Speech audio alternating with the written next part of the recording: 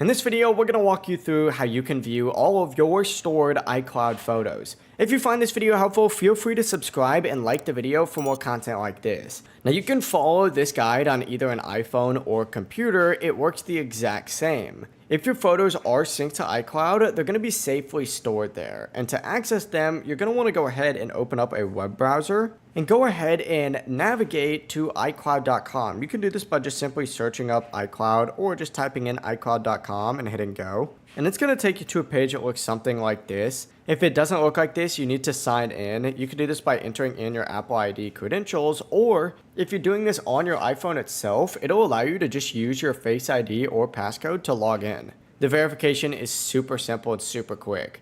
Once you are signed in though, you're going to want to go ahead and click on this grid icon right next to your profile icon in the top right, select the Photos app, hit OK, and now you're going to see every single photo that is stored in your iCloud. But yeah, it really is as simple as this. If you guys have any questions, let us know down in the comments below, and remember to like and subscribe for more Apple tutorials just like this. Have a great day.